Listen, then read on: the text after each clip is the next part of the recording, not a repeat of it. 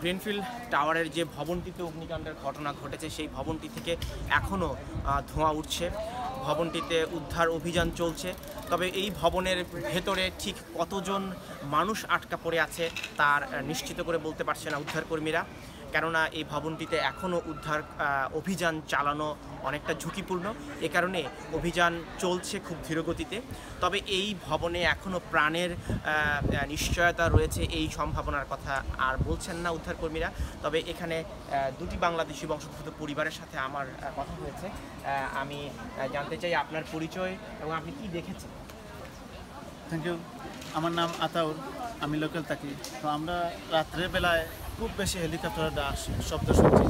শোনার পরে আমরা এত হেলিকপ্টারের শব্দ শুনিয়া না জানি কী হয়েছে। আমরা সেরি খাওয়ার সময় তখন আমরা মোবাইল অন করে দেখি যে এই পাশে একটা বিল্ডিংয়ে আগুন লাগছে।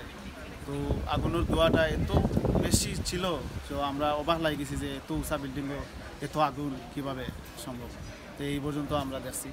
ধন্যবাদ। আরেকটি পরিবার এখানে আমাদের সাথে রয়েছেন, মারুফ আহমেদ। তিনিও এই ঘটনাস্থল থেকে 5 মিনিট দূরত্ব তার বাসা।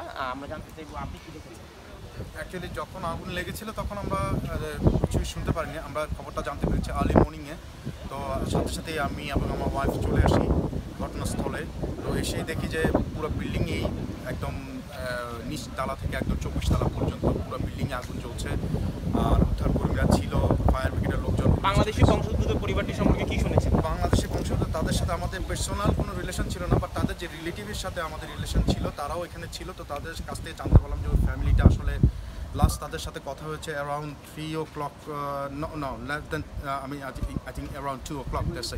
তো এরপরে আর তাদের সাথে কোনো কন্ট্যাক্ট হয়নি। আর তারা পরিবারের 5 জন ছিল।